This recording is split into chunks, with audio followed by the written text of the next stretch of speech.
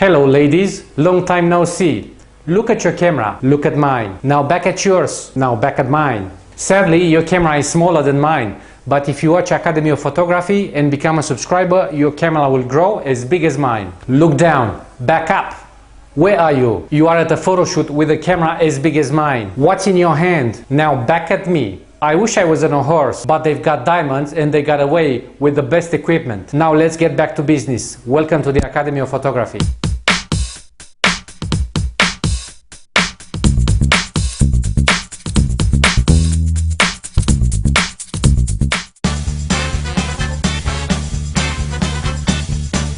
I'm Christian Tudor, and today I will be happy to talk about one of the most popular lenses among professional portrait photographers and wedding photographers as well, and maybe other type of photographers. It is the Canon 85mm 1.2 lens with the widest aperture and the widest lens I know on the market.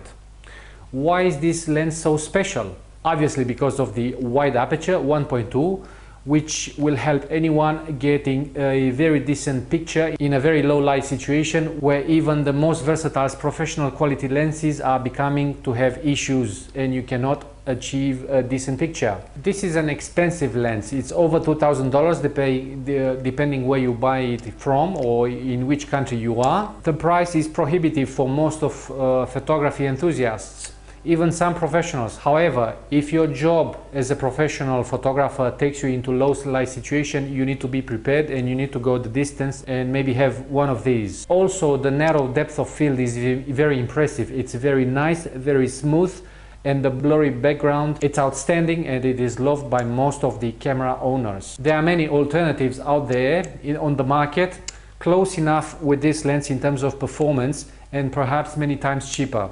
You can find 85mm f1.4, f1.8 from Canon or even other compatible brands, and they will achieve a decent picture as well. I do not wish to get too technical and talk about numbers and specifications. You can download the specifications from the source directly. I will place a link down below for your convenience if you're interested in such detail. I would like to focus on the essentials of this lens, which is the large aperture, quality of the lens and quality of the photos you will get, sharpness, price, and make few comparisons. Let's talk about quality. Every Canon L series lens owner would expect quality, and this will definitely fit the expectations. It is heavy, it feels very good for any serious photographer. I've got no other comments. It's a very well designed product and it feels very well. In terms of features, it has only one focus ring, which goes very smoothly, and one button for automatic focus and manual focus. This ring controls obviously the focus distance, and it works, funny enough, only when the camera is turned on.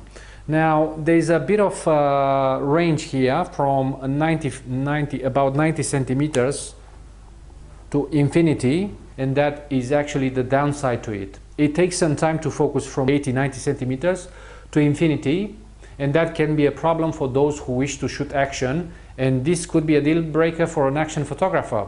Due to the wide aperture, you can achieve very good exposure times for low ISO and in low levels of light, and also you will achieve a depth of field which cannot be achieved by any other lenses.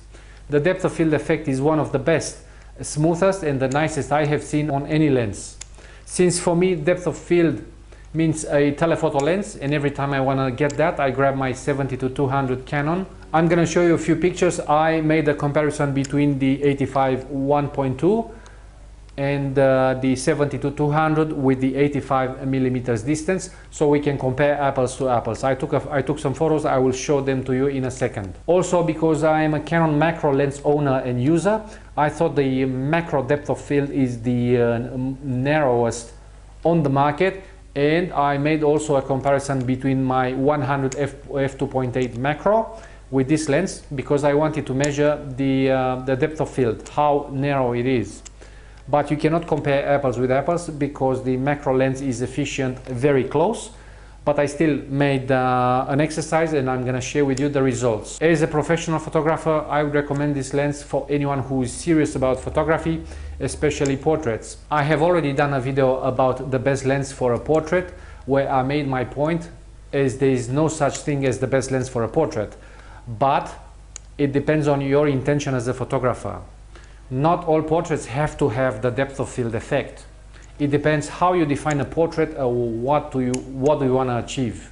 And also it depends on your visual taste. However, looking at this lens, I'm inclined to contradict myself a little bit, but I will still say there's no such thing as the best lens for portrait, but this one can get very close to that definition. Low light situation for an event photographer or wedding photographer such as myself are a daily occurrence, and this definitely comes to help. Okay, I'm gonna move on my computer. I'm gonna show you some samples so you can see for yourself the differences between this lens and the other two lenses I already mentioned.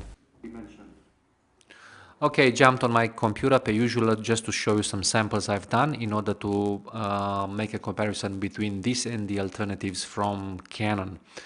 I have used my dummy head. I missed it. I'm sure some of you missed it as well.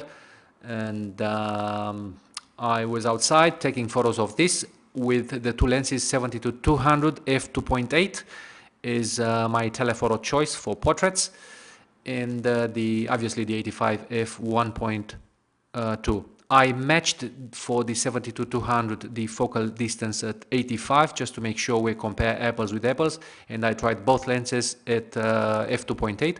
Obviously the maximum my 70-200 can go, but not a maximum that the 85mm can give me.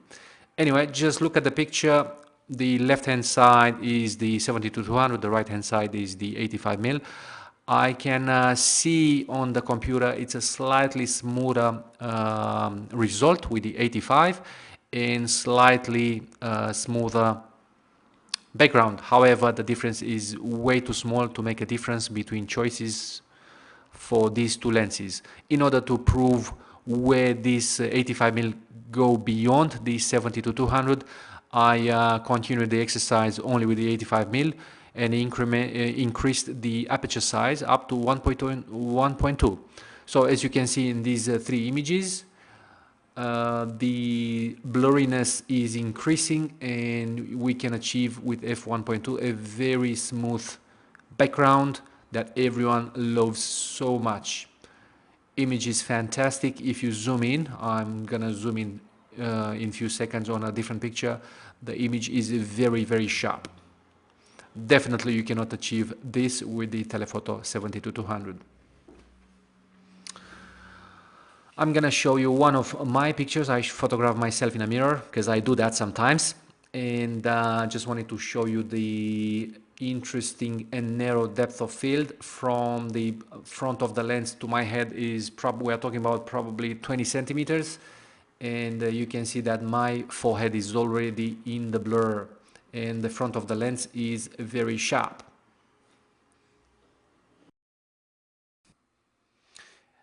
The next exercise was to compare the depth of field narrowness, if I can say that, between the macro 100mm f2.8 and the 85mm 1.2.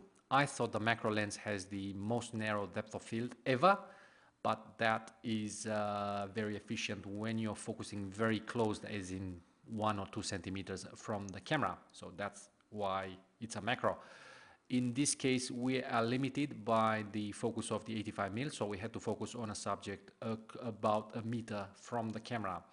And in this instance, you can see on the left-hand side, the results are very clear. The 85mm will give us a more narrow depth of field than the macro lens. Also, as you can see, the image of the 85 has better colors, better contrast, and better smoothness. So 85mm will outperform the macro on this topic.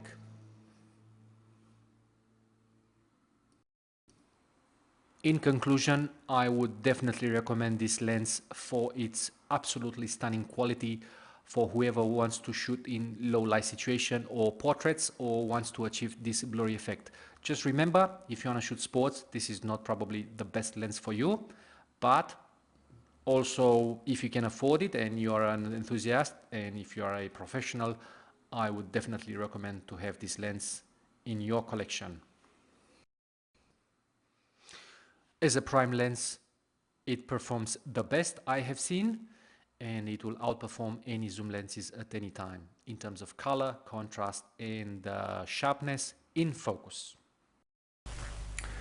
This is it for today. Thanks for watching. Before I go, I would like to mention the Academy of Photography has reached over 40,000 subscribers, but due to my personal workload, I did not have a chance to do a video about that. When it happened, we're already above, and I will say hi at 50,000 subscribers, and that will happen very soon. Thank you for watching. I hope you enjoyed this. If you have any questions, feel free to shoot. Please remember to subscribe, and until I see you next time, I wish you happy shooting. Thank you very much.